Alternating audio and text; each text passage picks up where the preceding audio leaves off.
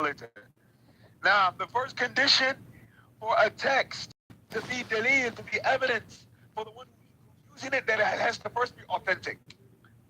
So if it is not authentic, then it is not dalil.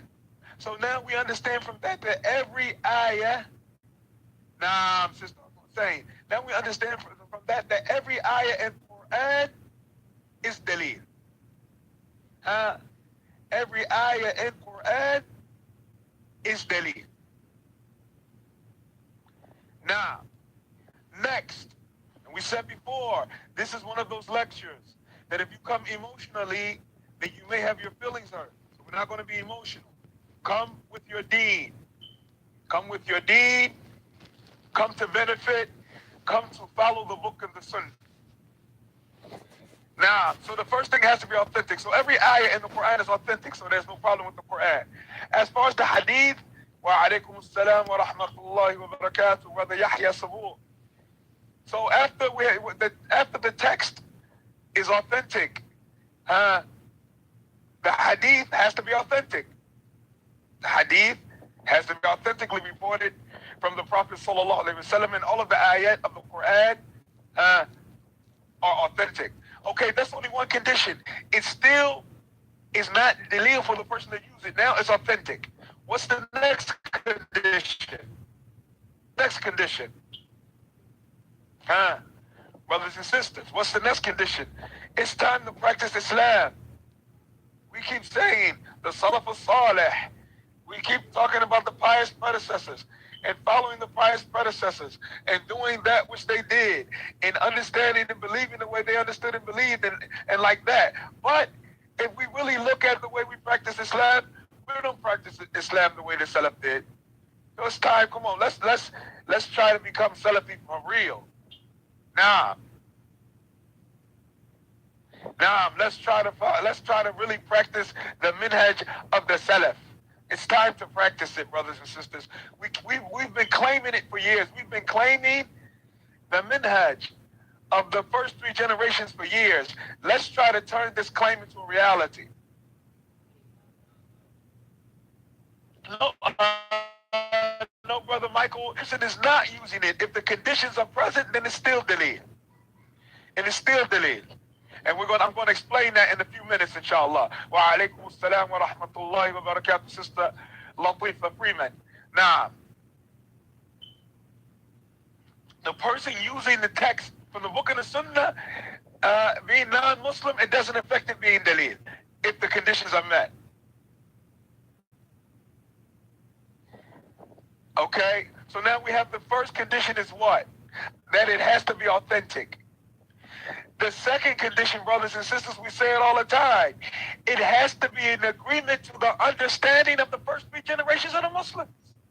It has to be in agreement to the understanding, or with the understanding of the first generations of the Muslims. So the first thing that makes something dalil is it has to be authentic. The second thing is it has to be understood according to the understanding of the Salaf al-Salih. So it has to be authentic, and then it has to match and agree with the understanding of the pious predecessors. Okay, so now we have two conditions. So we have two conditions now, Abu Ukasha. The first condition is that that is authentic. We have the Quran, everything in the Quran is authentic. The Sunnah, we have to make sure that the hadith, the athar, that's being narrated is authentically narrated from the person who it's being attributed to. Okay, next. So now it's authentic. Now the understanding is correct. What's the third condition, brothers and sisters? That second condition is very important. It has to be understood with the correct understanding. The third condition, brothers and sisters, is that it has to be applied the way they applied it. The same application, the same implementation. So you cannot say it's authentic, but have a conflicting understanding with the first three generations of the Muslim. You cannot say, no, I understand. Yes, I understand that is the way they understood it, but you apply it in a different way. We say, brother Abu Shahada, لا تبقى تطبيق. Tatbiq means implementation. So it has to be applied. It has to be applied the way they applied it. It's called tatbiq.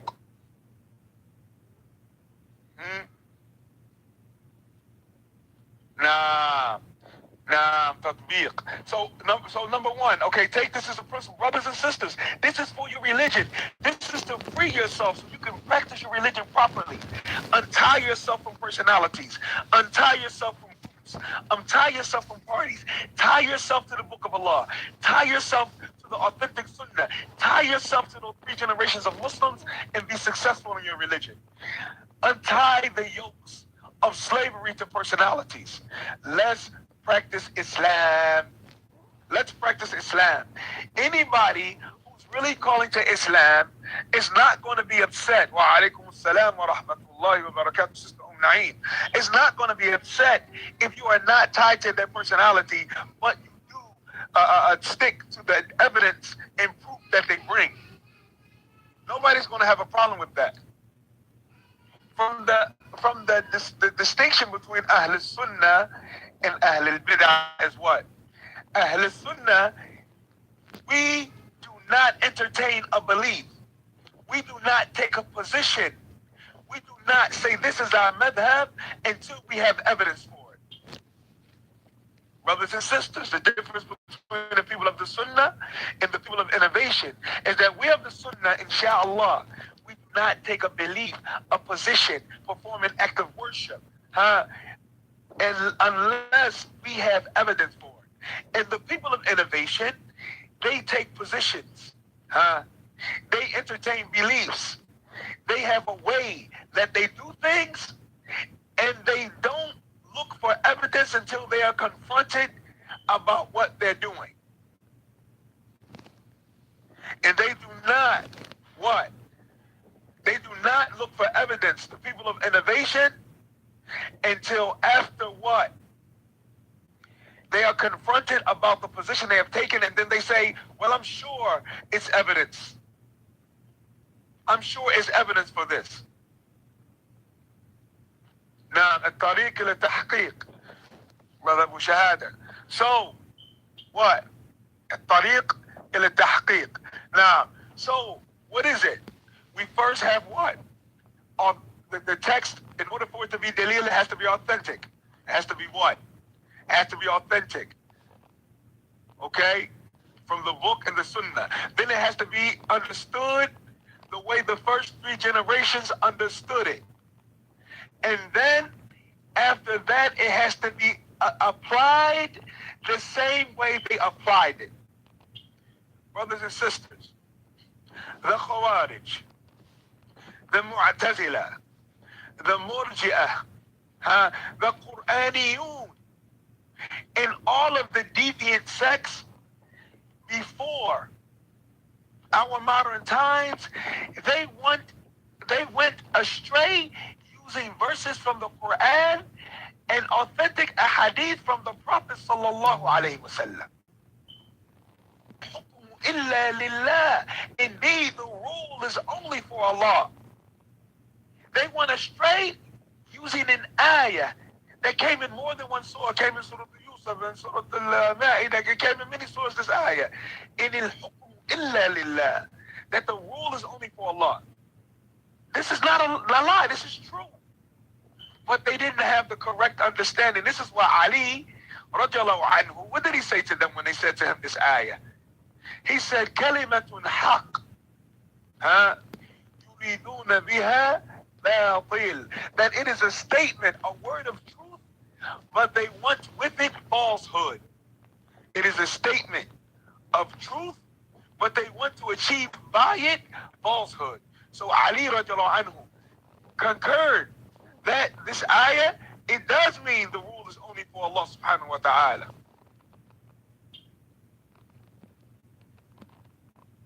Now, barakallah fiqh, Brother Michael. These are the conditions for dalil to be dalil. Has to be authentic. Has to be according to the understanding of the Salaf, and it has to be implemented the way they applied it. Now, this is what makes dalil dalil. If those conditions are not met, you only have a text. You don't have dalil. You have a text from a book in the Sunnah, and you don't have dalil. Huh? You have a text from the book and the Sunnah, but you do not have dalil until those conditions. So now, you can have a text like the Khawarij. The Khawarij had a text. In al-hukmu illa lillah. They still went astray because it wasn't dalil. What? It's dalil in itself, but it wasn't dalil for what they were talking about. The Murji'ah says what? Inna Allah ghafurur rahim. And Allah says this about himself over and over in the Quran. That Allah is all forgiving, most merciful. For those who sincerely repent and make tawbah. But they didn't understand that what? Sins have an effect on iman and causes iman to decrease. So they did not understand nor apply the text the way the Salaf understood and applied the text, even though they have authentic text in front of them. So not everyone screaming out, this is authentic hadith, this is an ayah from the Quran. Not everybody screaming that out is correct. Yes, it can be an authentic hadith. Yes, it can be an ayah from the Quran, but the person could have a misunderstanding like the Khawarij, like the Mu'tazila. The Mu'tazila said what? Laysa kamithlihi shay. They said Allah says in the Quran, Laysa kamithlihi shay. Okay, yes, Allah says that. وَهُوَ السَّمِيعُ الْبَصِيرُ. And He is the all-hearing. وَهُوَ السَّمِيعُ الْبَصِيرُ. And He is the all-hearing, the all-seeing. So they used the ayah in which Allah was confirming His names and attributes in order to deny Allah's names and attributes. They used an ayah from the Quran in which Allah confirms His names and attributes in order to deny,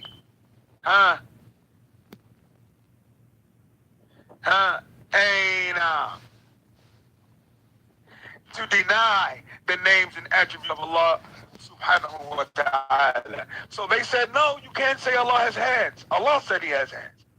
But they went into how about the hands of Allah subhanahu wa ta'ala. So now, we do not look at any text that a person is quoting to be evidence until it is authentic and until it is upon the understanding of the first generations of the Muslims and until it is applied the way they applied that text. Now, okay, so now we're talking about the issue of no more dawah for dollars.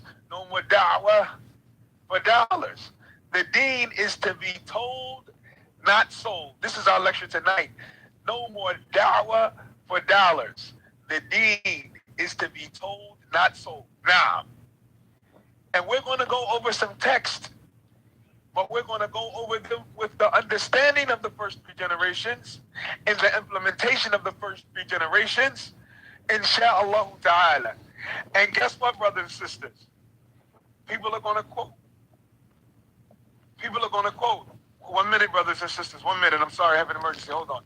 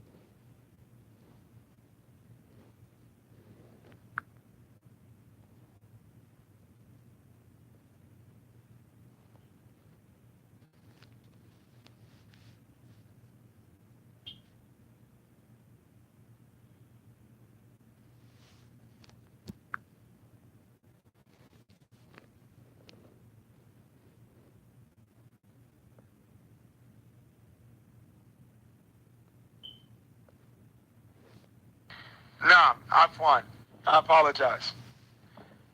Naam. So now, let's get into our topic for tonight, which is no more dawah for dollars. Allah subhanahu wa ta'ala says in the Quran in Surah Al-An'am, after mentioning the prophets and messengers, أولئك الذين هدى الله فبهداه مقتده قل لا أسألكم عليه أجرا إن هو إلا ذكرى للعالمين. Allah Ta'ala said, these are these prophets and messengers who were mentioned, are those whom Allah Ta'ala has guided. So follow their guidance and say, I do not ask you for any reward for this message. It is only a reminder to the worlds. And say, pay attention, brothers and sisters. قُلْ لَا أَسْأَلُكُمْ عَلَيْهِ أَجْرًا. Say, I do not ask you for any payment, any reward for this message. إِنْ هُوَ إِلَّا ذِكْرًا لِلْعَالَمِينَ. It is only a message for all of mankind. قال الإمام السعدي, Sheikh Abdul Rahman al-Sa'di, what did he say about this ayah? أولئك المذكورون, these prophets and messengers who were mentioned, الذين هدى الله, those whom Allah guided, فبهداه مقتده, so they are the ones whom Allah guided, so follow their guidance. أي امشي أيها الرسول الكريم, it means walk and traverse upon, oh you honorable messenger, traverse خلف هؤلاء الأنبياء الأخيار. Then, oh you Muhammad sallallahu alaihi wasallam, then follow the example of these honorable messengers. واتبع ملتهم, واتبع ملتهم, and follow their religion. وقد امتثل صلى الله عليه وسلم فاهتدى بهدي الرسل قبله. عفوا. So, and the Prophet ﷺ indeed implemented this ayah, and he followed in the footsteps of those messengers that came before him. وَجَمَعَ كُلَّ كَمَالٍ فِيهِمْ, and he gathered within him all of the perfect attributes that those messengers had. وَاجْتَمَعَتْ لَدَيْهِ فَضَائِلْ وَالْخَصَائِص, and all of that which those messengers had from lofty characteristics, was in the messenger of Allah Muhammad sallallahu alaihi wasallam. And likewise, he had specific attributes that through it فَاقَ بِهَا جَمِيعَ الْعَالَمِينَ, that he became, through these attributes that Allah blessed him with, above all of the creation. وَكَانَ سَيِّدُ الْمُرْسَلِينَ, and he was what? The master of the messengers, وَإِمَامُ الْمُتَّقِينَ, and the imam of the people of taqwa, salawatullah wa salamu alayhi wa alayhim ajma'een. May the peace and blessings of Allah Ta'ala, or the prayers and the peace of Allah Ta'ala, be upon him and upon all of the messengers. وَبِهَذَا مَلْحَظ, and with this we pay attention, استدل بهذه من استدل من الصحابة أن الرسول صلى الله عليه وسلم أفضل الرسل كلهم. And they use this ayah to prove that the companions and other than the companions use this ayah as dalil that the Prophet sallallahu alaihi wasallam is the highest and the best of the messengers sallallahu alaihi wasallam. And then Allah Ta'ala said, "What? Qul, say." This was Sheikh Abdul Rahman al-Sa'di saying, "Say للذين أعرضوا عن دعوتك." Say to the people who have turned away from your da'wah, O Messenger sallallahu alaihi wasallam, لا أسألكم عليه أجرا. I am not asking you for any payment. لا أطلب منكم مغرما ومالا. I am not asking you to pay a fine, nor am I asking you for money. جزاء عن إبلاغي إياكم, as a payment for me teaching you, for telling you this message. ودعوتي لكم ها فيكون في دعوتي لكم فيكون من أسباب امتناعكم. I am not asking for any money in my call to you in order for that to be a reason for you to reject my da'wah. In ajriya illa ala Allah. Indeed, my reward is only from Allah subhanahu wa ta'ala. In huwa illa dhikra lil alameen. Indeed, this is only a reminder to all of the world. لِيَتَّذَكَّرُونَ بِهِ مَا يَنْفَعُكُمْ. So they can remember through it that which will benefit them. فَيَفْعَلُونَهُ. So they will do it. وَمَا يَضُرُّهُمْ فَيَحْذَرُونَهُ. And they will also remember through it that which harms them and be aware of it. وَيَتَذَكَّرُونَ بِهِ مَعْرِفَةَ رَبِّهِمْ. And also they remember through it the knowledge of their Lord. رَبِّهِمْ بِأَسْمَائِهِ وَأَوْصَافِهِ. And his names and his attributes. وَيَتَذَكَّرُونَ بِهِ al-akhlaq al-hamida. And also they will learn through this message good and praiseworthy characteristics. وَالطُّرُقْ الْمُوَصِّلَ إِلَيْهَا. And the ways that lead to good and lofty character. وَالْأَخْلَاقْ الرَّضِيلَةِ. And also they learn through this message the blameworthy and despicable characteristics and conduct. وَالطُّرُقْ al-mufdiyya ilayha. And also the paths that lead to those evil and blameworthy characteristics. فإذا كان ذكرى للعالمين كان أعظم نعمة أنعم الله بها عليهم. So anytime this is a reminder for all of the worlds, this is from the greatest favors, from the favors of Allah that He has bestowed upon them. فعليهم قبولها والشكر عليها. So it is upon them to accept this message and thank Allah for this message. قال Ibn Kathir said about this ayah, وقوله, in Allah's statement, قُلْ لَا أَسْأَلُكُمْ عَلَيْهِ أَجْرًا. Say, I do not ask for any payment for this message. أي لا أطلب منكم على إبلاغي إياكم هذا القرآن أجرا. Meaning what? I do not ask from you for me delivering this message, this Quran to you, any payment. A ujra, meaning a salary. وَلَا أُرِيدُ مِنْكُمْ شَيْئًا. And I don't want anything from you. إِنْ هُوَ إِلَّا ذِكْرًا لِلْعَالَمِينَ. Indeed, it is only a reminder to all of the worlds. أَيْ يَتَذَكَّرُونَ بِهِ فَيَرْشُدُوا من العمى فيرشدوا من العمى إلى الهدى. It means that they remind and remember Allah Ta'ala through this message, and by it they are guided from blindness into, they are guided away from, or directed away from blindness into guidance. وَمِنْ غَيْ إِلَى الرَّشَادِ. And from straying into uprightness. وَمِنَ الْكُفْرِ إِلَى الْإِيمَانِ. And from disbelief to faith. قال القرطبي. And Imam Qurtubi said what? قوله تعالى قل لا أسألكم عليه أجرا. And Allah's statement, I do not ask you for any payment for this message. أي جعلا على القرآن. It means I don't ask you for any salary. Any salary for teaching you this Quran. إن هو أي القرآن. It is only, meaning what? The Quran. ذكرى للعالمين. A message, a reminder to the world. أي هو موعظة للخلق, meaning it is an admonishment to the creation. وأضاف الهداية إليهم. And Allah Ta'ala said he connected guidance to those messengers that came before. فبهداهم. So he said, so follow their guidance. Follow their guidance. لوقوع الهداية بهم. Because guidance is only achieved through following the prophets and messengers and those who are upon their path. وَقَالَ ذَلِكَ هُدَى اللَّهِ. And then he said, that is the guidance of Allah. لِأَنَّهُ هُوَ الْخَالِقِ. Because he is the al-Khaliq lil-Hidayah. He is the one who created the guidance. And it created the guidance.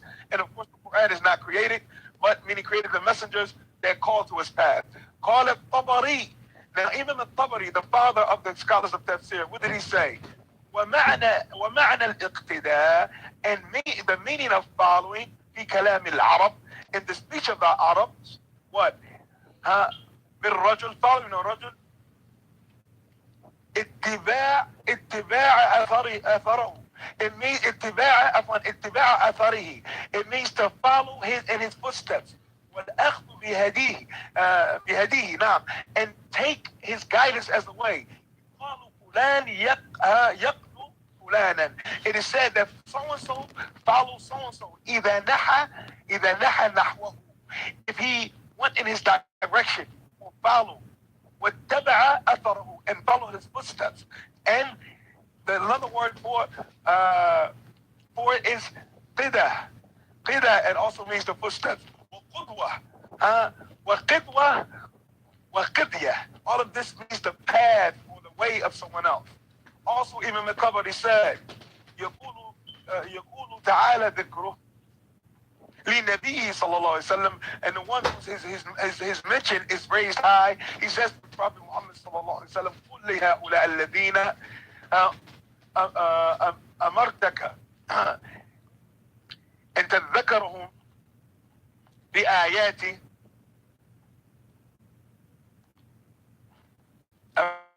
نعم بآياتي. Say to the ones that I ordered you to remind them of my ayats, and تبصر نفس بما كسبت.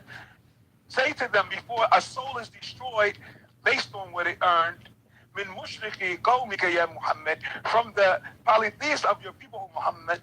Say to them, لا أسألكم, I do not ask you, على تذكيري إياكم, for me reminding you, والهدى الذي أدعوكم إليه, in the guidance that I am calling you to, والقرآن الذي جئتكم به, and the Quran that I have come to you with, عوضا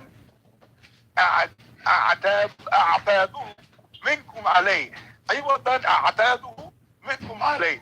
I don't ask you for any repayment for that what I came to you with from the Quran that you're going to give me. وأجرا آخذه منكم, for a payment or a salary that I'm going to take from you. وما ذلك مني إلا تذكير لكم, and this, my telling you about Allah subhanahu wa ta'ala and about his Quran, is only a reminder for you. ولكل من كان مثلكم, and for everyone who was like you, ممن هو مقيم على باطل, بأس الله يحل بكم, وسقطه ينزل أن ينزل بكم, and whoever is upon falsehood. I say this before, the punishment of Allah comes down upon you, or his anger is sent down upon you, على شرككم به وكفركم, because of your polytheism and associating partners with him and your disbelief. وإنذار لجميعكم بين يدي عذاب شديد لتذكروا وتنزجروا, and a warning for all of you before a severe punishment comes, so that you will what? Remember, and you will tanzajiru, yani flee from away from doing your wrong. This is what the ulama say about this ayah. Now, inshallah, whoever missed any part can catch what? Catch the recording. So this is the first. This is only, brothers and sisters, this is only one ayah. This is only one ayah. We're going to go further. We're going to go further. We're not going to stop here. The next ayah.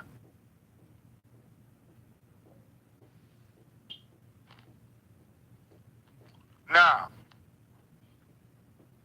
the next ayah, Allah Ta'ala says, وَيَا قَوْمِ لَا أَسْأَلُكُمْ عَلَيْهِ مَالًا إِنْ أَجْرِيَ إِلَّا عَلَى اللَّهِ وَمَا أَنَا بِطَارِدِ الَّذِينَ آمَنُوا إِنَّهُمْ مُلَاقُو رَبِّهِمْ وَلَكِنِّي أَرَاكُمْ قَوْمًا تَجْهَلُونَ. And Nuh alayhi salam said to his people, and oh my people, I do not ask you for this message money. My reward is only from Allah. Nor am I going to what? Cast away the people who believe. Indeed, they are going to meet their Lord. However, I see that you are an ignorant people. Imam al-Tabari, what did he say about this ayah?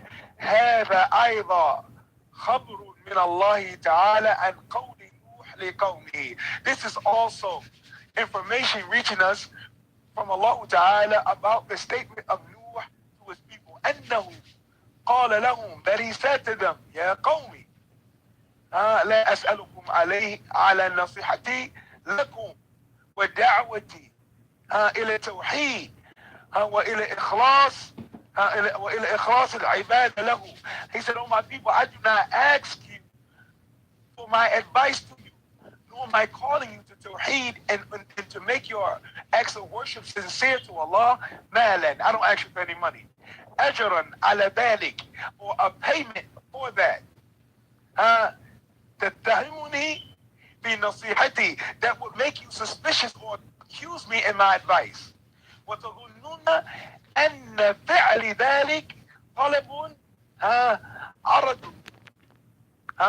عرض من أعراض الدنيا, so that you will not think ولا تظنون أن فعل ذلك طلب عرض من أعراض الدنيا. So I don't ask you for any money, so you won't think that I'm only doing this in order to gain something of the dunya. In ajriya illa ala Allah.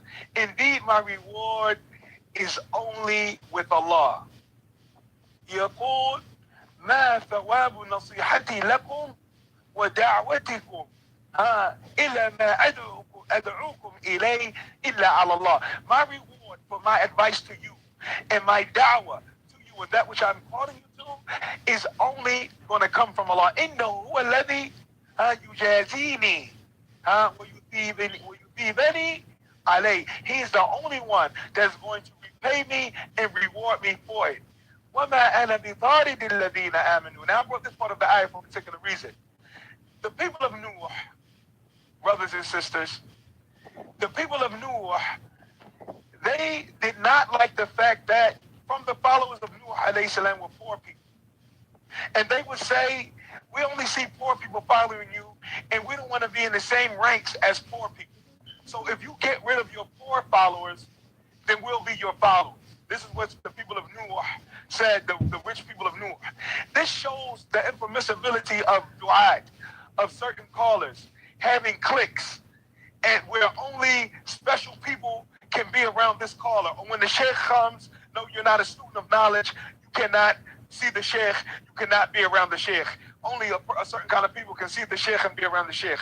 Whereas the Prophet ﷺ would sit among his companions, and when people used other places and didn't know who the Prophet ﷺ was, they would not know which one of them was the messenger of Allah. This is how humble the Prophet was. He wasn't haughty and arrogant to the point that only special people can sit with this student. This is the special, the special secret student with the secret knowledge, with the secret special friends, and nobody can sit around him or be around him because you have to be special to be around this student of knowledge. This was not the minhaj of the Prophet ﷺ, nor the companions after that. Rather, they were regular. And this is why Allah said in Surah Al-Furqan, what kind of messenger that the people, when they rejected the Prophet ﷺ, they said, what kind of messenger is this? That he eats food and he walks in the marketplace. That he eats food and he walks in the marketplace. You have a caller today, an imam, he doesn't even want to go to the store on his own. He says, yeah, brother Akhi. He tries to enslave the people who respect him for his knowledge. So instead of him going to the store and buying his own groceries, Akhi, I have review to do. Could you please go to the store and pick up my groceries? What is this arrogance? What is this arrogance? You send people to the store for you. You said, oh, you can't buy your groceries. Brother, could you go take my laundry to the laundromat? You're so special. You're more special than the prophets and the messengers was. They used to walk in the marketplaces and buy their food. And other than that, they used to be in the service of their families and do everything that normal people did. And this is why their message was accepted. Wallahu al-musta'an. So Nuh alayhi salam rejected this. Nah, exactly, Brother Shamsuddin. Only special people can meet the sheikh. Or every time somebody that's not with the clique wants to see the sheikh, they say the sheikh is tired. The sheikh is tired. The sheikh is not answering any more questions. Then they wonder why the people are deviant. But when the sheikh comes, the sheikh only is allowed to go to the special masjid. But the rest of the masajid, the sheikh can't go to the rest of the masajid because the people are upon innovation. So if the people are misguided, go there and let the sheikh explain to them where they're going wrong. So the sheikh, inshallah ta'ala, by the permission of Allah, can be a reason for them being guided back to the truth. But if you keep the sheikh, he's only with the people who is back to the truth. If you keep hiding the sheikh and not allowing the sheikh to see the people who may be misguided, then how will the people be guided? If this was the way of the Prophet sallallahu alaihi wasallam, why isn't it, Naam, Hassan, yeah, you can put a, hey, Naam, put your question in the box, we'll get back to you. Naam, exactly. And if this was the way, if this secret dawah was the way, why isn't it when the revelation was sent down to the prophets and messengers, why didn't they just look at their people and say, oh, these people are upon misguidance, these people are upon shirk, I'm leaving, and then take off and leave? If you're supposed to leave and abandon whoever is not upon what you're upon, if you're supposed to leave and abandon whoever is not upon what you are upon, then when the revelation came to the prophets and messengers, they were supposed to abandon their people instantly because they were upon guidance and their people were upon misguidance. Huh? Wallahu al-musta'an. So Nuh alayhi salam, what did he say? May Allah reward you, Brother Talib Abdul Malik. May Allah reward you too. So Nuh alayhi salam said, وَمَا أَنَا بِطَارِدِ الَّذِينَ آمَنُوا. I'm not going to tell the people that believe, those who believe that they can't be around, إِنَّهُمْ مُلَاقُو رَبِّهِمْ. They're going to meet their Lord. وَلَكِنِّي أَرَاكُمْ قَوْمًا تَجْهَلُونَ. Look what Nuh said to his people who asked him to get the poor people away. Look what he said. He said, I'm not going to push away those who believe. They're going to meet their Lord. The rich, the poor, whoever believes in Allah are equal. Based on their good deeds and their sincere intentions, they're equal in front of Allah. This is why you don't wear any distinctive clothes on Hajj. And this is why everybody's going to be barefoot and naked, Yawm al-Qiyamah. Barefoot, naked. You go on Hajj with just a cloth on you to show you when it's time to stand before Allah, your wealth doesn't matter. You're not special. The scholars, the laymen, the students, everybody's going to be the same. What you did either was sincere or it wasn't. Either it was an act of obedience or an act of disobedience. Nobody is going to be saved from going into the grave. Nobody's going to be saved from being raised out of the grave. Nobody's going to be saved from standing barefoot and naked Yawm al-Qiyamah. No one. No matter how your status is in the dunya, and then after that, the people who are sincere, whoever did the most righteous deeds sincerely, then they're going to be divided based on their levels in Jannah. Or if they did it insincerely or did acts of obedience, they're going to be divided according to that in the hellfire, in Jahannam. That's how it goes, brothers and sisters. Now, so all these special groups, they didn't exist during the time of the Prophet sallallahu alaihi wasallam. Nah, we ask Allah subhanahu wa ta'ala to guide us and to the truth and allow us to see it as truthfulness. Now, Imam al-Tabari said about this ayah, as we said, we mentioned some parts of it.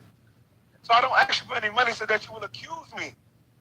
Oh, my in ajriya illa ala Allah, my reward. So this shows another point very quickly. This shows that a person asking for money while giving dawah, this shows that a person asking for money giving dawah is one of the reasons for people rejecting or having bad thoughts and suspicion about the dawah. This shows that this is a reason for a person what? To have bad thoughts and suspicion about the dawah. When a person says, okay, I'll give dawah, but I need a car, I need an apartment, I need this much money, and like that. And we're going to go get into detail about this, inshallah. So he said what? Allah is the only one who's going to be rewarding me. And then he said, I'm not going to push away or reject the people who believe. وَمَا أَنَا بِمُقَصِّرٍ مَنْ آمَنَ بِاللَّهِ. And I'm not going to cut someone off who believed in Allah. وَأَقَرَّ بِوَحْدَانِيَتِهِ. And he confirmed and believed and followed his oneness. وَخَلَعَ الْأَوْثَانِ وَتَبَرَّأَ مِنْهَا. And he left off idols and statues and freed himself from that. بأن لم يكونوا من علتكم وأشرافكم. But because I'm not going to cut him off because he's not from your family and he's not from your so-called honored folk. إنهم ملاقو ربهم. Indeed, they're going to meet their Lord. يقول إن هؤلاء الذين تسألوني قرضهم. He's saying, Nuh saying, Imam al-Tabari is saying, Nuh alayhi salam is saying, indeed, these individuals that you are asking me to reject, صائرون إلى الله. They are going to return to Allah. والله سائلهم عما كانوا في الدنيا إن كانوا في الدنيا يعملون. And Allah is going to ask them what they were doing in the dunya.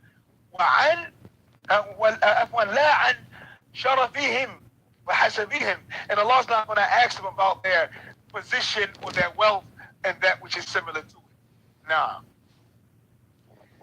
this same ayah,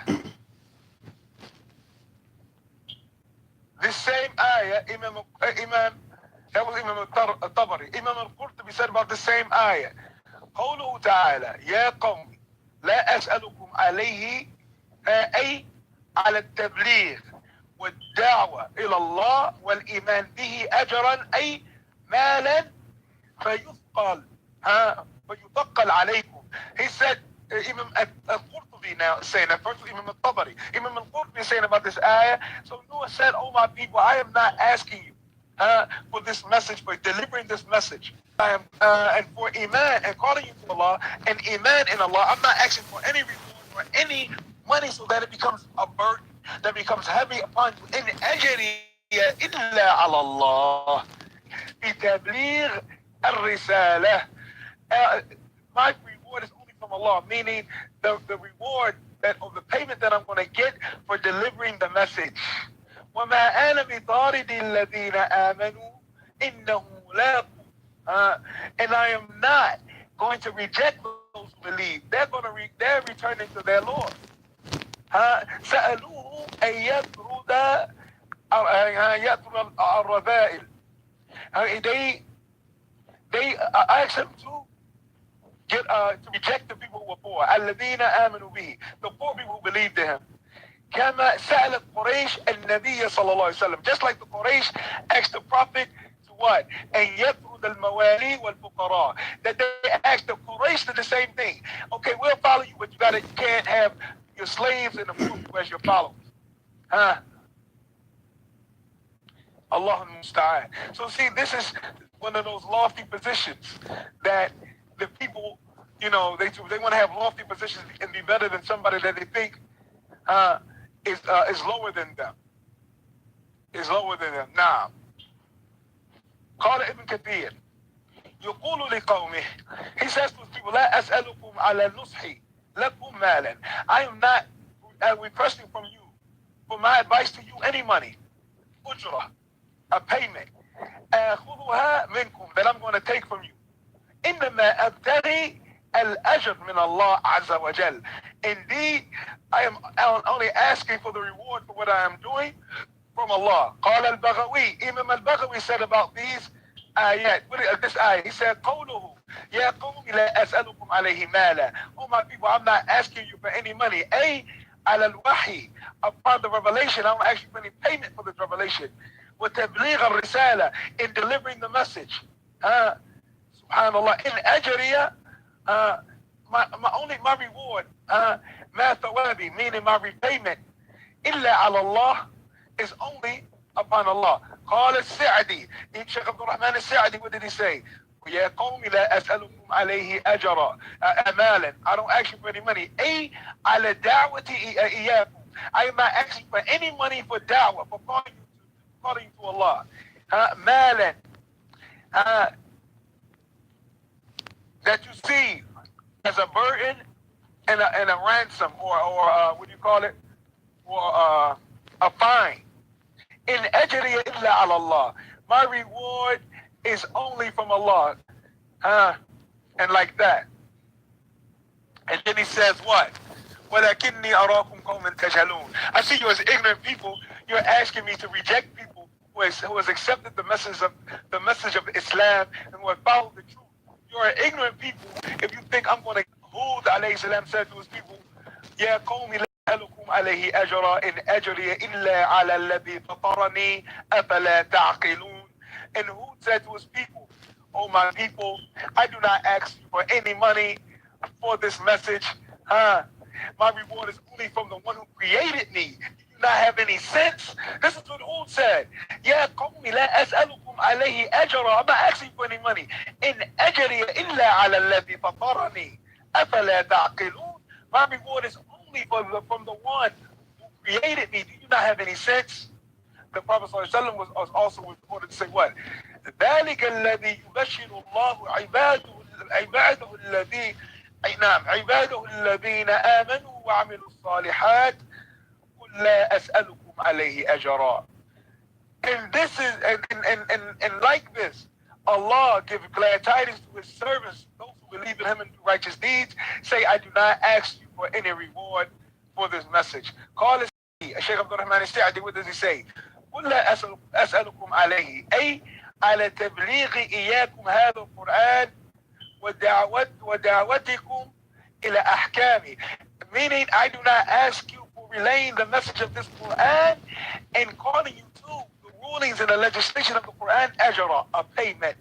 لست أريد أخذ أموالكم ولا تولي عليكم ولا ترأس غير ذلك من الأغراض. I do not want to take any of your money, nor do I want to be made your leader or your president from the intentions of the dunya.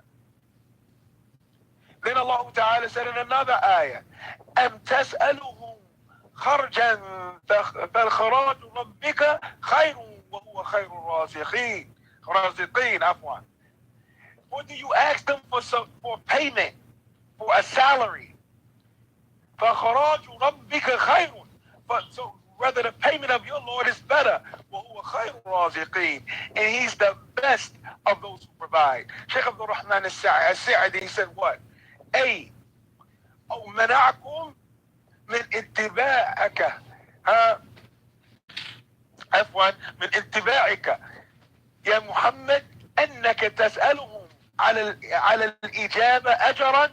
So Sheikh Abdul Rahman al-Sa'di said, or is the thing that's preventing them from following you, O Muhammad, is that you are asking them to pay you for answering your call.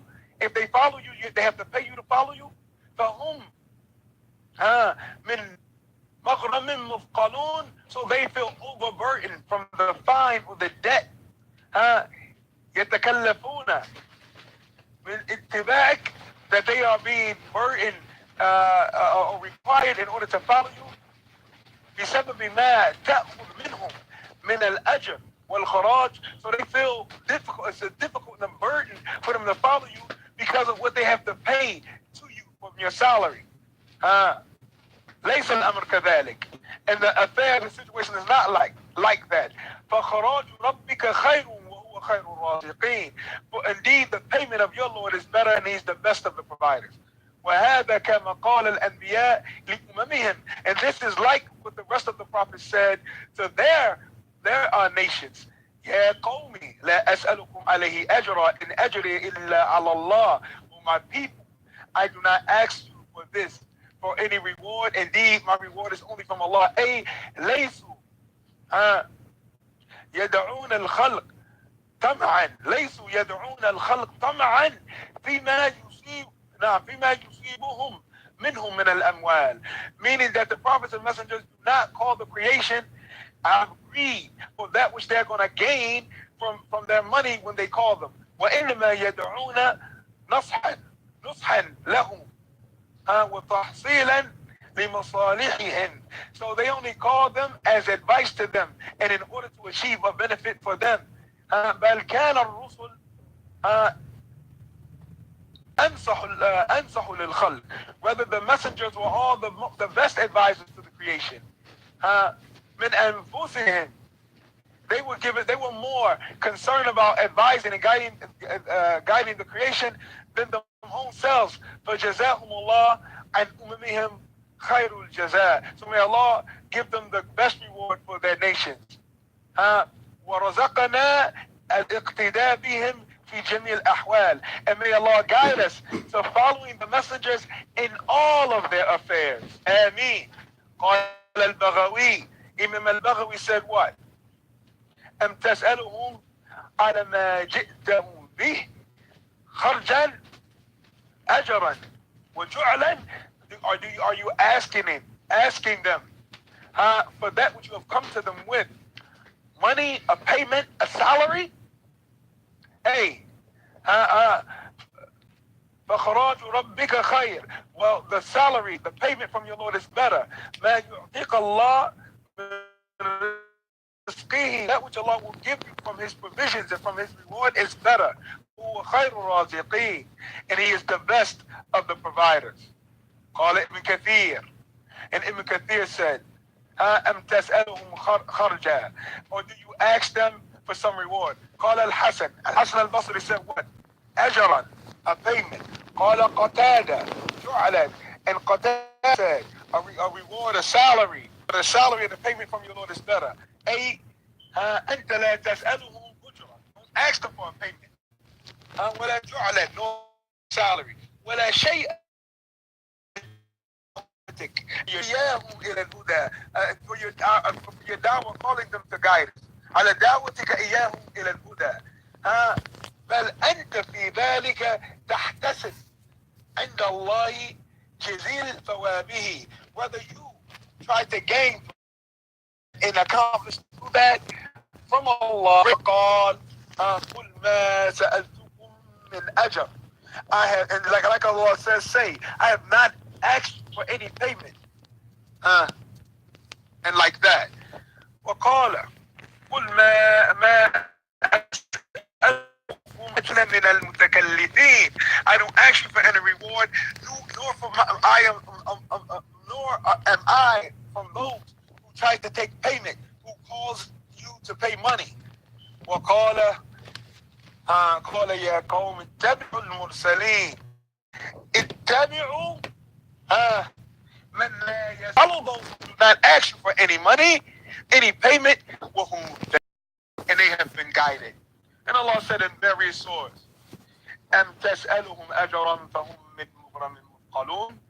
أم تسألهم أجرا in Surah Al-Tur and in Surah Al-Qalam. Allah said, أم تسألهم أجرا فهم من مغرم مثقلون. Or do you ask them for a payment so that they are overburdened with debt? Nah.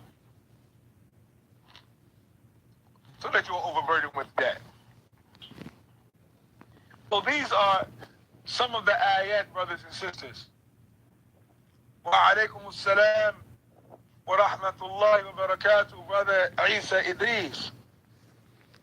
Nah, and brother Muhammad Robinson. Nah, may Allah Ta'ala bless you all. Nah, may Allah Ta'ala bless you all. Now, so we're not finished. We're still at the beginning. Have patience, brothers and sisters. Have patience.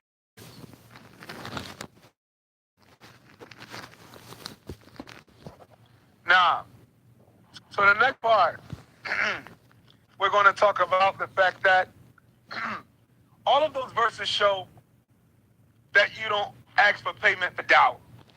Okay, so what about all of those ayat and all of those ahadith that encourage with giving sadaqah? من بنى مسجدا لله بنى الله له بيتا في الجنة. ها يا أيها الذين آمنوا أنفقوا مما رزقناكم. Oh, you believe, spend out of what we have provided for you. المتصدقين والمتصدقات, those males and females who give sadaqah. مثل الذين ينفقون أموالهم في سبيل الله. The example of those who spend their money in the sake of Allah. So now, we know that there's no contradiction in Quran and Sunnah. We know that there's no contradiction in Quran and Sunnah. So now the question remains, what do we do with these ayat saying don't ask for any money, and all of the ayat and hadith that encourage with spending money and giving sadaqah? How do we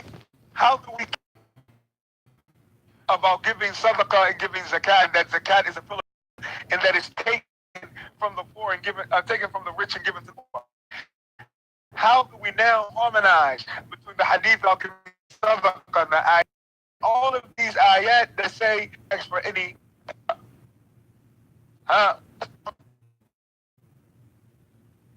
it's time to follow the text evidence.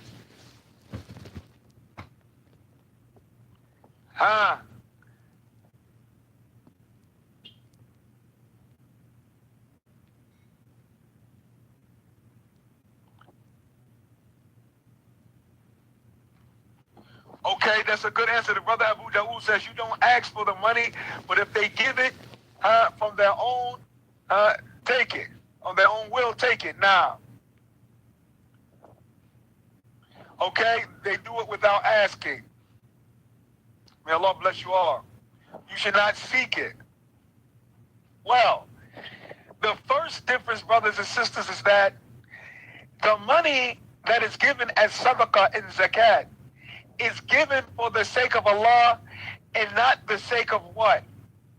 And not the sake of a caller, of an imam, of a what? Of the Prophet ﷺ. The Prophet was prohibited to accept sadaqah. The Prophet ﷺ was prohibited to accept sadaqah. So it shows that it wasn't for him, but it was for the cause of Allah. So the difference between the two is asking for money for da'wah is haram. Asking for money, I will teach you the Quran, I will teach you hadith if you pay me, is haram. But asking for money for the sake of Allah that's going to be spent on worthy causes is not for you. It's for the sake of Allah. It's not for your pocket. It's not for you to have a salary. It's for the sake of Allah. It's permissible to ask the Muslims for money in order to help take care of the poor Muslims. This is a pillar of Islam. This is a pillar of Islam. So it's not for you, O caller. It's not for you, O Imam. It's not for you, O Quran teacher. It's not for you. It's not for your online fiqh program. It's not for your online tajweed program. It's not for your online hadith program. No, for that you're not asking for money because you're delivering the sunnah of the Prophet sallallahu alaihi wasallam. So if the money is asked, it's not for the person. It's for the sake of Allah. It's for the poor. It's for the orphans. It's for the what? The people who are fighting in the way of Allah. It's for the people who are refugees. So you're asking for the money for other people for the sake of Allah and not for yourself, O caller, not to fund you. O caller, no, the money is for the sake of Allah. So brothers and sisters, these ayat do not nullify giving money to build masajid, giving money in order to take care of orphans, giving money to take care of poor Muslims, giving money to take care of refugees, and things like that. This is not haram.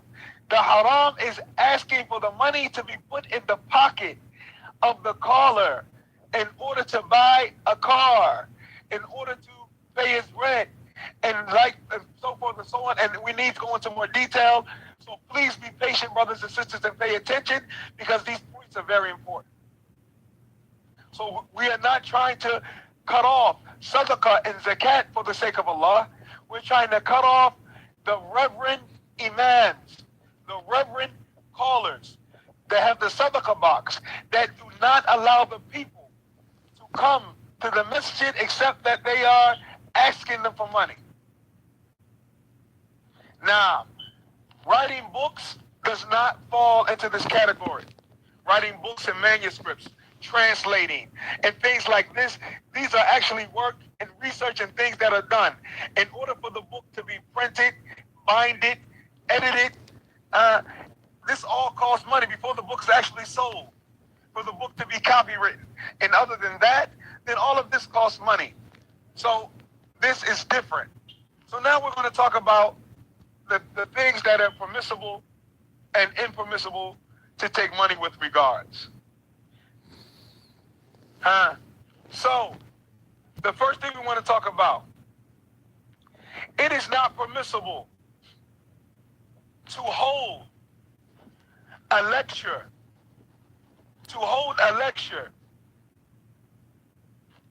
It is not permissible to hold a lecture in a hotel and say, in order to come hear the book of Allah, in order to come hear the hadith of the Prophet sallallahu alaihi wasallam, you have to pay $125 to get in. It means that if you are poor, if you are a poor Muslim, what? If you are a poor Muslim, you cannot hear the lecture. Now, Sister Musa, inshallah, Sister Musa, we're going to go into how a da'i or a sheikh can be supported financially. But right now, we're talking about the impermissibility of requesting it. Now,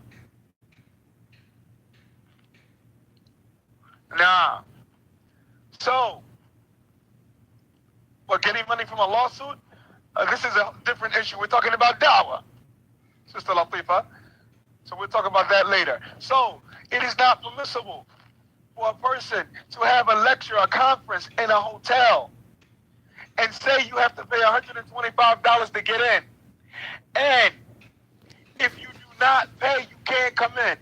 What are those people going to do when the poor Muslims who don't have $125 are prevented from hearing the book and the sunnah because they don't have $125 to get in? You mean a Muslim cannot understand, he is prohibited or she is prohibited from understanding the book and the sunnah because they don't have the money to get in? All they do, brothers and sisters, and we know it's the truth, all the du'at these days, many of them, all they do is fundraisers. There's never a da'wah. And there's never da'wah, and they know that it's haram to charge the people to come in the masjid. That's why they don't use the masjid and they use the hotel, because they disguise themselves behind the hotel room fees in order to charge money to hear the Quran and hadith. Why don't you use the masjid? The Prophet sallallahu alaihi wasallam said what? وَمَا اجْتَمَعَ قَوْمٌ بِبَيْتٍ مِّن بُيُوتِ اللَّهِ. And never does a people gather in a house from the houses of Allah. يَقْرَؤُونَ كِتَابَ اللَّهِ. Reading the book of Allah. So you can't charge people $125 to get in the masjid. That's why you don't want to have the conference at the masjid. Have the conference at the masjid so the lecture can have barakah in it, so that the lecture can have blessings in it, so that the conference can be blessed. The Prophet said, and never does a people gather in a house from the houses of Allah. يَقْرُؤُونَ كِتَابَ اللَّهِ. Reading the book of Allah. وَيَتَدَارَسُونَهُمْ بَيْنَهُمْ. And studying it between themselves. I don't know about Mixler and Spreaker. I don't know about those things. Some things I can't speak on. I'm only speaking on what I know about. وَمَا شَهِدْنَا إِلَّا بِمَا عَلِمْنَا. And we're only witnesses for that which we've actually seen. Now, so, if you have the lecture at the masjid, the lecture has to be free. But you have it at the hotel, so you can charge the ticket and make money. Needs a wudu station, and we still don't have an Islamic school. We don't even have, in one of the cities that has the most masajid in America, the city of Philadelphia, we don't even have a daycare center for the Muslims. I mean, a daycare center in which the people can bring their kids. They have qualified, trustworthy people.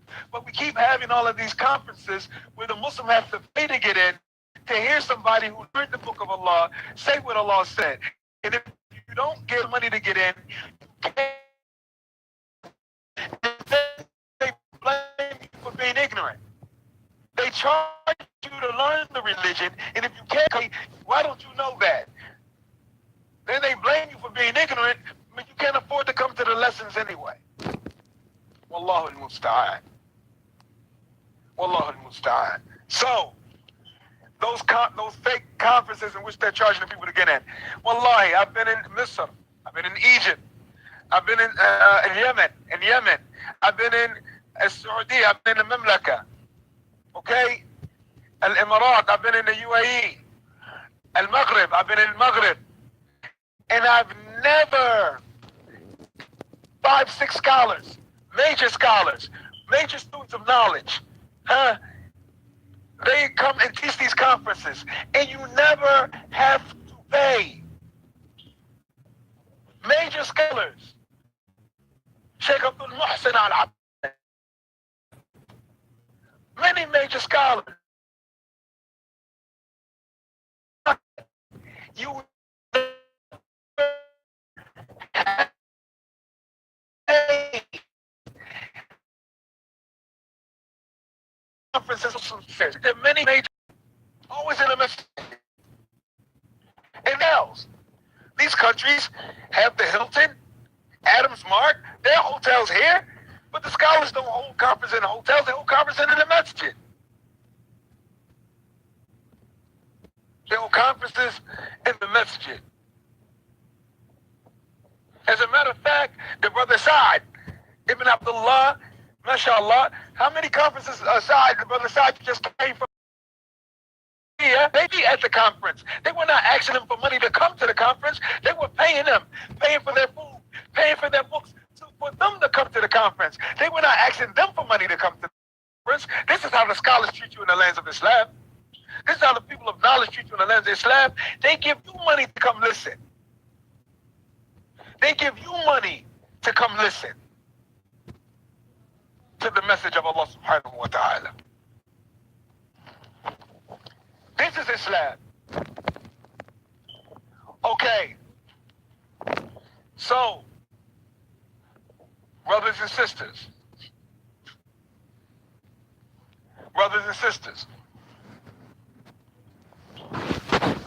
if you try to quote anything that was said in this lecture, people are going to come to you and say, this is an issue of ikhtilaf. Different. As to whether or not it's permissible. Now, Brother Sa'd, and they give away free books and all types of things. Ask the brothers who studied in Medina. Did they pay money or would they be being given money? Ask the brothers who graduated from to buy books, to pay their rent of these facilities.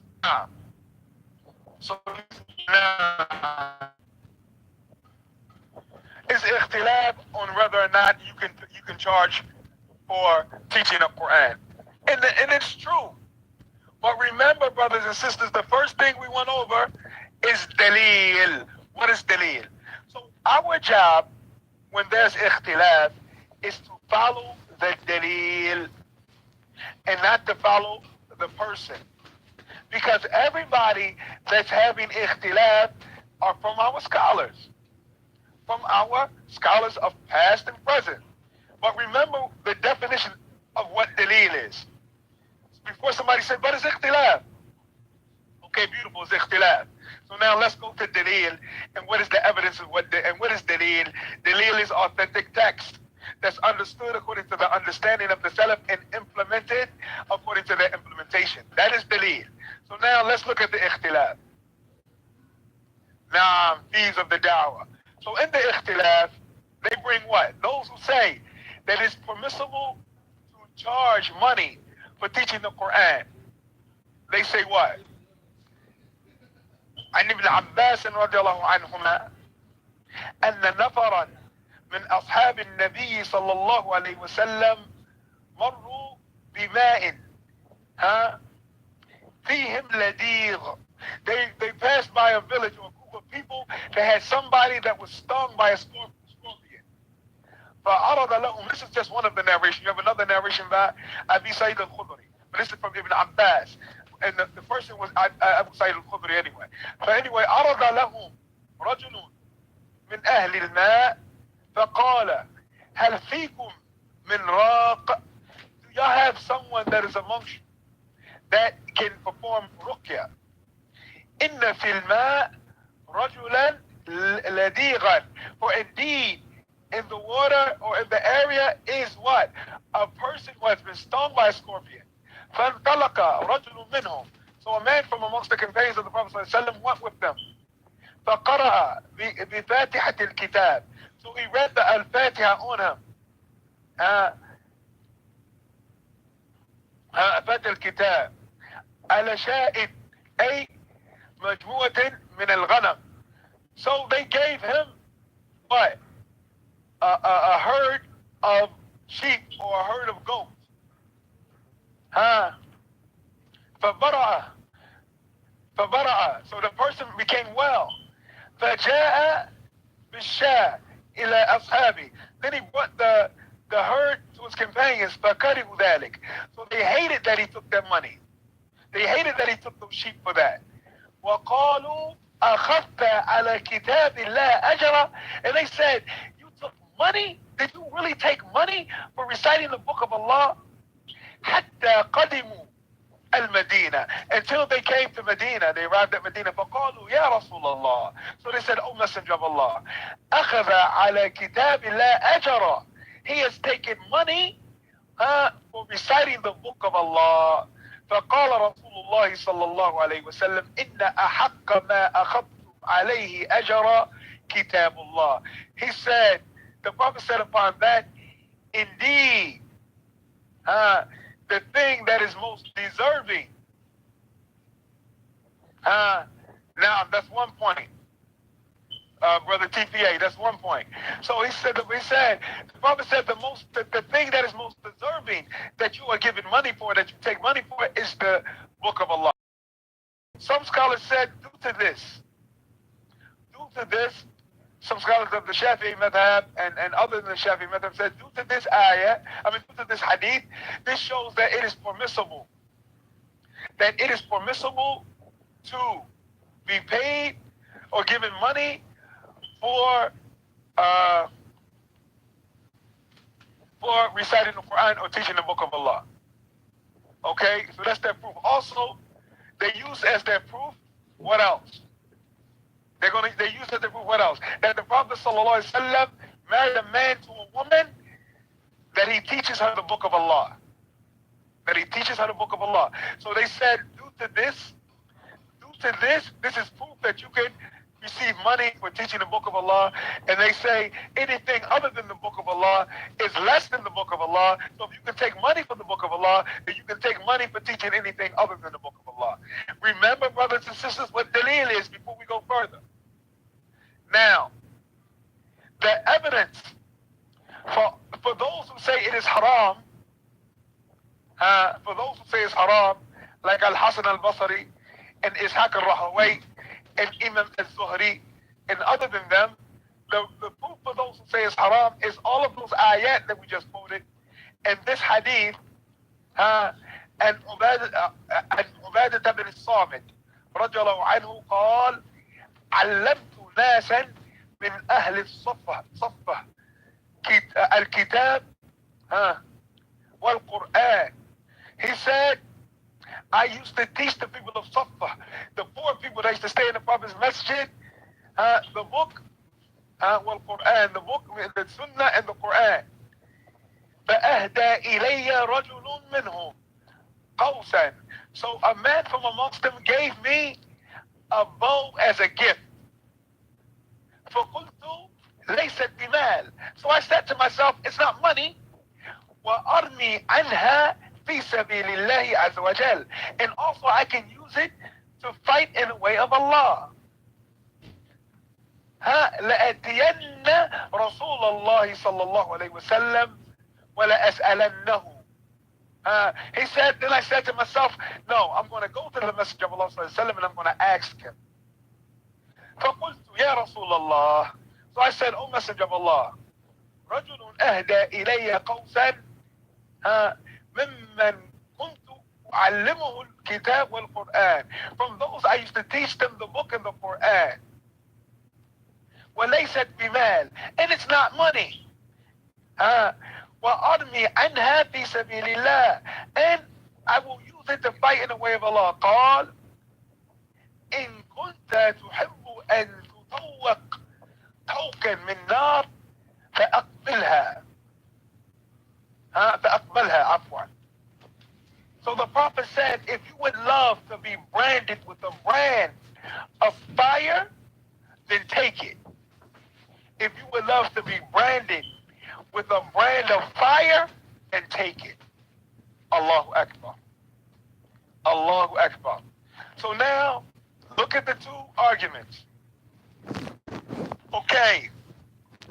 The reason, the argument that, and now brothers and sisters, the majority, the jamhur say it's halal to take money. And other than the jamhur, say it is not halal.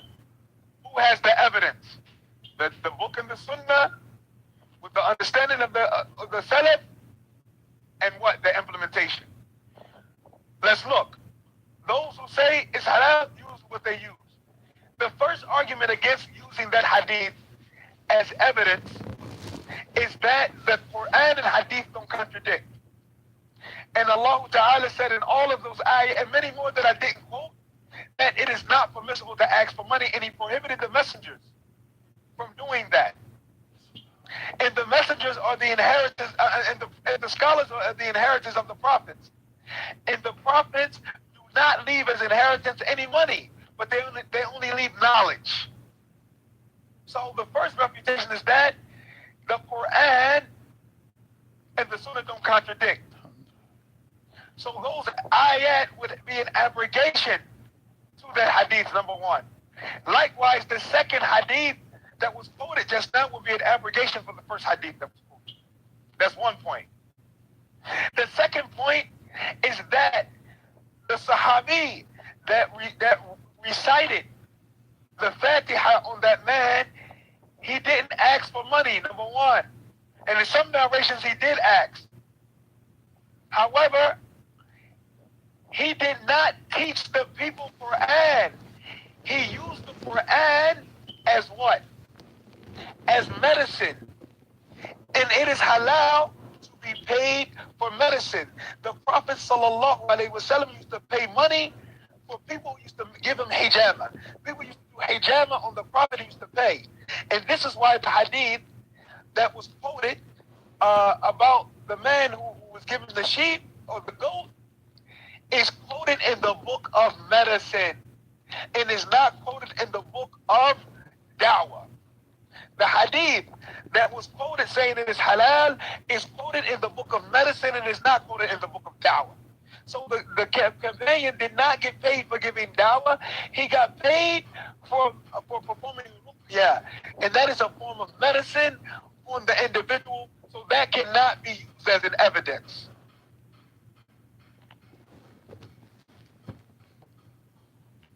All of that is from the despicable affairs and from the things that have caused the knowledge to be lost, paying tuitions for these schools and to learn the Quran and other than the Quran. Okay? So next, what's the next point? The next point is that the second hadith is more direct because Ubadah ibn Samit, okay, and the second thing, the part with the evidence that they use that the man married the woman to teach her the Quran, she didn't give him money. She didn't what? She didn't give him money. Rather, he gave her the Quran as a gift to accept her, to accept him marrying her. So this evidence is not correct, because we're saying that you cannot take money for teaching the Quran. So the evidence they use that he taught her the Quran to marry her, she didn't give him money. Rather, he gave her the Quran in order for her to be his wife. Okay. The next evidence in refuting this position. Brothers and sisters, do not practice boogeyman Islam.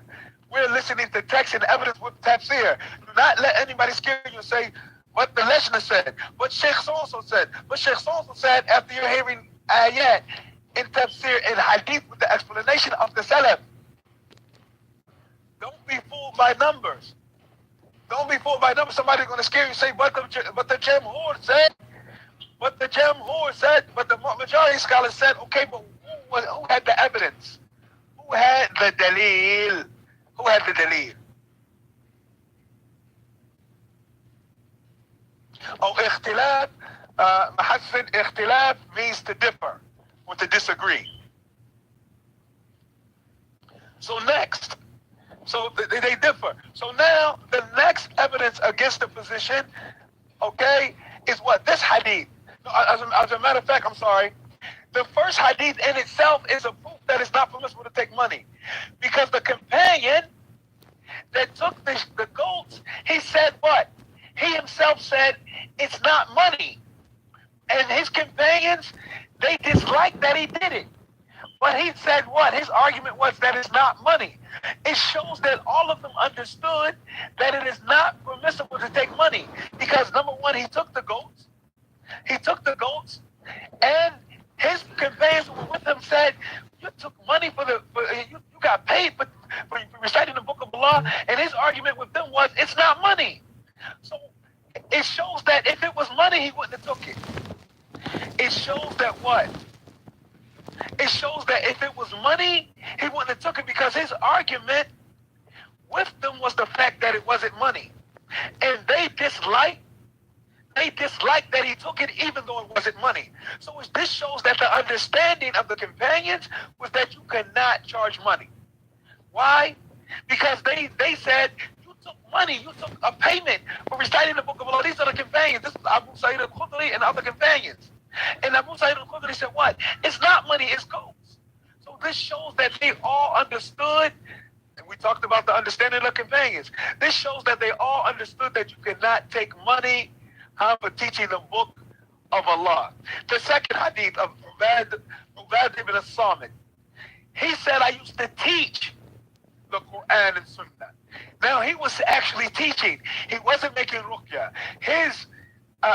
This hadith is in the chapter of teaching and da'wah. The first hadith is in the chapter of medicine.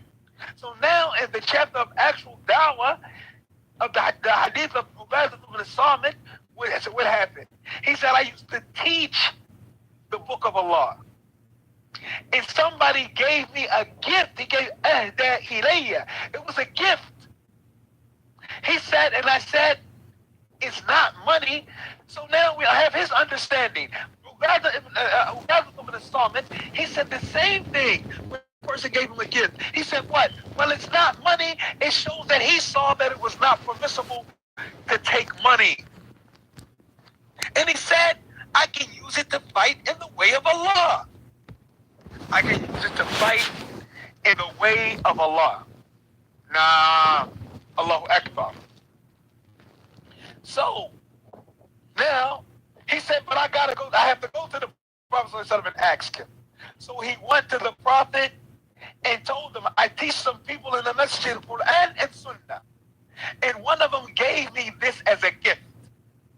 And one of them gave me this bow as a gift. The Prophet said, if you want to be branded with a brand of fire, Yawm al-Qiyamah, then accept it. So now, the Prophet said in the first hadith, the best thing to take a payment on is the Quran. Talking about what? Medicine, talking about ruqya. This hadith is a proof that you can be paid to perform ruqya. The other hadith is a proof that you cannot be paid to teach the Quran. So there's no contradiction in the text. One hadith is talking about using the Quran as medicine. So if somebody uses the Quran or azkar to perform ruqya, they can accept money. They can accept money. But if somebody teaches the Quran and hadith, they cannot accept money, and there's no contradiction in the text, and both hadith are authentic. And both hadith are authentic. So one hadith is talking about ruqya, not teaching. The reciter didn't teach Quran. He recited it to cure a man who was stung by a scorpion. He didn't teach him anything. The second hadith, he was teaching. Both hadith, both narrators said it's not money, meaning that they saw that it's not permissible to take money. This is the understanding of the Salaf in their implementation. The next evidence, as we talk about evidence according to its conditions, is that no one from amongst the companions, or from the tabi'een, or from the tabi'een, nor from the 10 imams, the reciters of the Quran, al-ashra qurra, nor anyone from the 10 imams ever asked for money to teach the Quran or hadith. None of them. So now we have the text, we have the understanding, and we have the implementation of the first 3 generations. This is our evidence. We don't worship personalities, we worship Allah subhanahu wa ta'ala. Now, let's go deeper. What about the scholars who say it is permissible? Let's say a person says to you, brothers and sisters, pay close attention. What about the scholars of the people of the Sunnah who say it's permissible? The ones who say it's permissible, they say so with conditions. They say so with what? Conditions. They say that a person can accept money, not charge money. They say that the person can accept money for teaching religious knowledge. What's the first condition? That the person does not have any means or ability to earn a living doing anything other than that. He's skillless. The person has no skill and no ability to make money doing anything else. That's the first condition. Number 2, that the person is poor and in need. And they use as their evidence the ayah from Surah An-Nisa about accepting payment for taking care of the orphans. That Allah Ta'ala said about taking care of the orphans, فَمَنْ كَانَ غَنِيًّا فَلْيَسْتَعْفِفْ. So if the person has wealth, then he should not take any money from payment for taking care of an orphan. وَمَنْ كَانَ فَقِيرًا فَلْيَأْكُلْ بِالْمَعْرُوفِ. And whoever was poor, then he takes according to what he needs. So even when taking care of the orphans, a person who has money and ability should not take from that money. And this is a warning for those people who take in children in order to make money. They think as a job, I'm going to take in foster kids and I'm going to get a government check. Allah says, "Man kana ghaniyan falyasta'fif." Whoever has money should not take any money for taking care of orphan kids. وَمَنْ كَانَ فَقِيرًا فَلْيَأْكُلْ بِالْمَعْرُوفِ. And whoever is poor should only take according to his need. Meaning you don't take care of orphans to get rich. So don't take in foster children as the come up.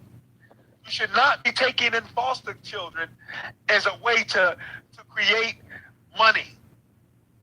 This goes against the Quran.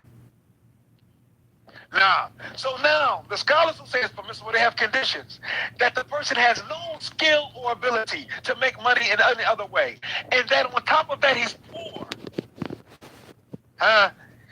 This is the conditions. Listen, in order to receive money, and this is according to what? Not those who say it's haram. This is according to those who say it's halal. They didn't say it's halal and leave it. They said what? That you have to be skillless. That you have to be poor and in need. And you have to only take according according to what you need to survive, that you only take according to what you actually need to survive. And that what? That you do not stipulate how much you are given. And that you do not stipulate how much you are given. So now, are you really on the position? You say you follow the position of those who say it's permissible, but do you follow it according to their conditions? Because they didn't just say do it. They said you do it if you don't have any skill or any other way to make money. Do it if you're not rich. Do it if you're not what? If you're not rich, you don't have any money. And do it and by taking only what you need to survive. And also, what do they say? Do it by taking only that which you need to what? To survive. And then after that, they say what? Do not stipulate. You cannot make any stipulations upon how much you get or don't get. Now, this is for those who say that's permissible. But the evidence is so overwhelming about the impermissibility of it. Why? Because teaching Quran and Sunnah is from the minhaj of the Anbiya wa Rusul. This is from the minhaj of the prophets and the messengers, and none of them, Shaykh al-Islam Ibn Taymiyyah, brings in Majmu' Fatawa that no one in the first 3 generations is known to ever have taken money for teaching anything from the religion of Allah subhanahu wa ta'ala. Now, to do that. So this was not from their practice. Now, let's talk about spending money fi sabilillah. Allah Ta'ala explained where zakat and sadaqah should be spent. And one of the in the ayat of Surah Al-Tawbah, Allah says, "Wa fi sabilillahi wa man as-sabil," and in the way of Allah. So in the way of Allah is what? Anything that a person is doing for the sake of Allah, it is permissible. It is permissible to give them sadaqah. It is permissible to give them zakat and sadaqah, whether they be a student, a scholar, a person being the janitor of the masjid. And those who receive money in the past for teaching the Quran, or other than that, that money was done by what? Given from the Bayt al-Mal, from the economy of the Muslim country. So now, when a person is required or asked by a group of people, pay attention, brothers and sisters, when a person is asked by the government or by an endowment or by a facility to leave off working, we don't want you to work. Say if we say we build a masjid and we have a brother that we want to teach every day and I want him to do that, we don't want him to earn a living, then it is obligatory for us what? To give sadaqah in order for that brother to be able to take care, or sister, to be able to take care of their responsibilities. We cannot request a person. And Umar radiallahu anhu used to pick out the good reciters and teachers of Quran, and he would ask them to sit and not work, nor be a merchant, and he would stipulate for them money from the Bayt al-Mal in order for them to be freed up to teach.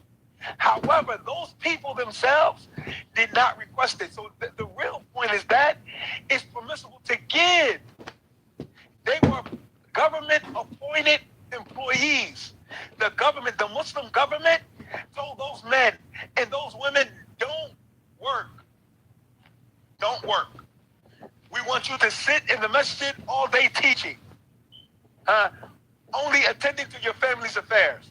In this situation, like the sister, Musa, this is what she was talking about. So when we're in this situation, brothers and sisters, it is permissible for us to designate a brother or brothers, a sister or sisters, that they don't take care of them in that way. It is not for the Quran and Sunnah, their private business. They treat it like opening a restaurant. Somebody opens a restaurant, somebody opens a shoe store, I'm opening a Quran school. And they open it up to do business. This is haram.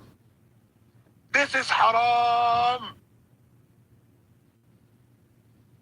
However, if we are restricting someone from earning a living, we're saying to them, no, don't work. I don't want you to work. And like that. However, the best and safe way is to work.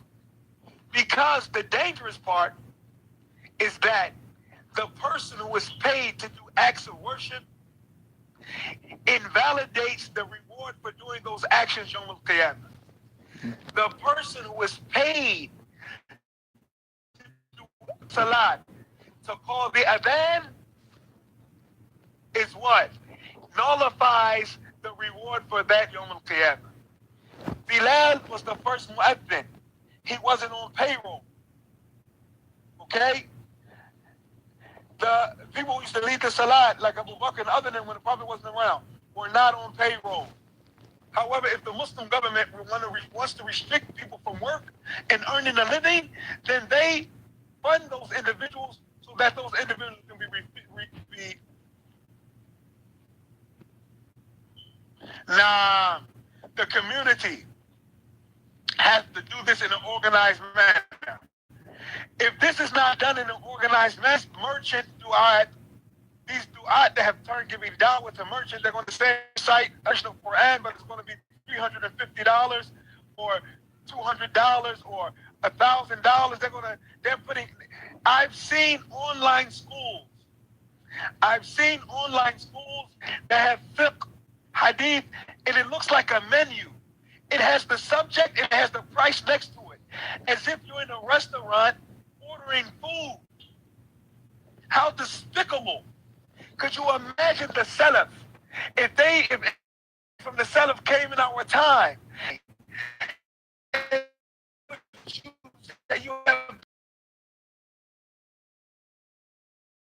what is this? And no one of the Salaf, the first person to set up a Quran circle was Abu Darda. The first person to set up a Quran circle was Abu Darda, and he had 10 top students. Each of his students had 100 students. Abu Darda had 10 top students, 1,010 students, and he was poor to teach his class. Nah. Brother Abu Dawood, it's good that you mentioned that verse. ولا تشتروا بآيات الله ثمنا قليلا. Sheikh Muhammad Al-Amin Al-Shanqiti, he said that ayat that you just quoted is proof that it is haram to take money for teaching the Quran, and that is considered selling the verses of Allah for a miserable price, a miserable gain. Sheikh Muhammad Al-Amin Al-Shanqiti and even Sheikh Al-Islam Ibn Taymiyyah, they both said that ayat is proof, and those before them from the stuff is proof that what? Teaching the Quran for money is selling the verses of Allah for a miserable price.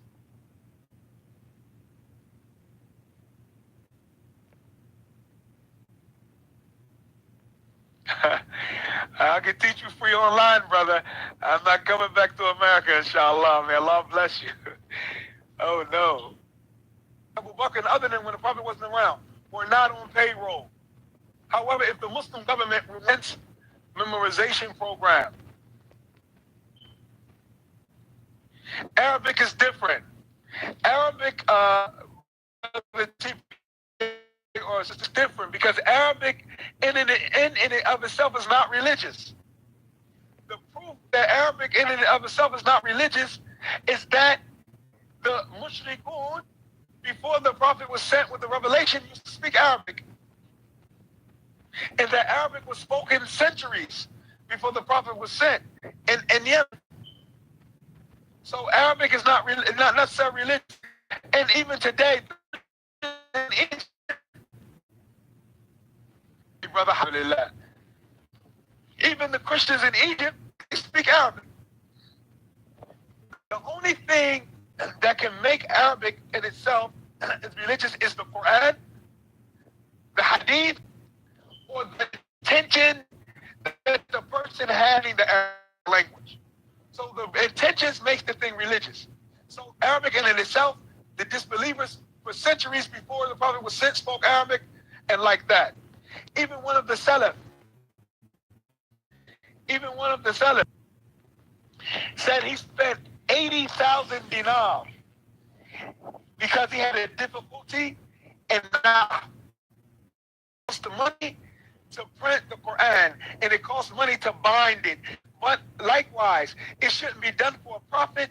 The Quran should only be sold for what it costs to print it and what it costs to deliver it and what it costs to store it.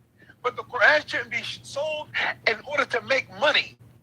It should be sold in order just to make back what it costs to get it out to the people. Now, if you were to be seen coming out those hotels when there's no picture, you will be accused to has come to the hotel. Hotel is a righteous act. But if you want to go to the hotel with your wife and your kids or something like that, brother, you had your family in the hotel with those disbelievers. How could you have a conference in a hotel, in a building in which alcohol is being served? Marijuana is being smoked. It's a stripper. In the next room is a stripper. In the next room is a prostitute with a customer. Gambling. Brother, gamblers who are poor, they can't even come. And the Muslims who are poor can't even come. Let's ask the question. Do you think the Prophet sallallahu alaihi wasallam would come speak and teach the Muslims in the Adams Mark Hotel? Do you think the Prophet would give a talk at the Hilton? Do you think the Prophet would come give a talk at the Ramada Inn? Would you invite the Messenger of Allah to that cesspool? Do you think the Prophet sallallahu alaihi wasallam would allow you to charge the Muslims $125 to get in, $50 to get in, $10 to get in? Do you think the Prophet sallallahu alaihi wasallam would allow you to charge to come hear a conference on the fiqh of the salat? Do you think the Prophet sallallahu alaihi wasallam would allow you to charge to come hear the fiqh of wudu? Do you think you want to give a conference teaching Sharh Sunnah Imam Barbahari? Do you think Imam Barbahari would allow you to charge to teach Sharh Sunnah, his Sharh Sunnah? So stop saying that you're doing something on the minhaj of the Salaf, and the Salaf is free from what you are doing. Stop the da'wah for dollars. This deen is to be told, not sold. Fear Allah subhanahu wa ta'ala. Fear Allah subhanahu wa ta'ala, oh you callers, for money.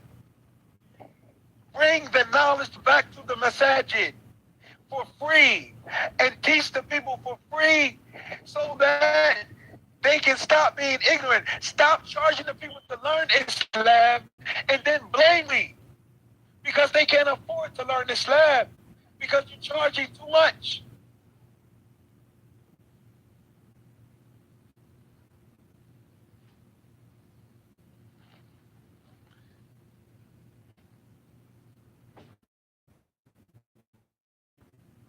Nah, the smart things that the brothers notice that some of the brothers at the Imam Muslim Center in Philadelphia, what they do is they do like a fish fry for a cook. Okay, now if you want to eat, they don't make it a condition that you buy a platter to get in or something like that. From what I understand. So then a sidewalk sale or something like that, and they have that going on while the lecture is going on, and the people buy food and drink while they're enjoying the lecture. There's nothing wrong with that because they're not stopping you from coming to hear the message of Allah if you don't have any money. Like the Sister Mahassan is saying, if you pay to get in a lecture, you can't buy the food. But now if you go to the lecture for free, you have the $10 to buy the platter. So now you got ilm and you got a good meal. You got ilm and you got a good meal. So now this is a ni'mah. This is a ni'mah. So now the vending outside of the lecture. This is beautiful because now this is using your head. Because the Muslims in America, exactly. See, that's because the brother Hassan, that's because the brother Zahid, may Allah reward him and may Allah bless him and may Allah increase him. The brother Zahid, Allahu A'lam, but I see him to be a sincere caller to the truth. A sincere caller to the truth. The brother Zahid in New York, MashaAllah, may Allah bless that brother, increase him, Ameen. These are the kind of people that you want to go to their lectures.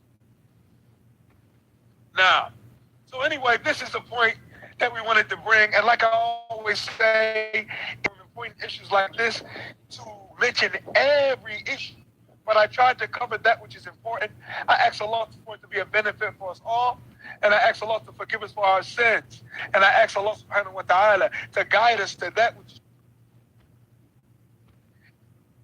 When the Prophet wasn't around, we're not on payroll. However, if the Muslim government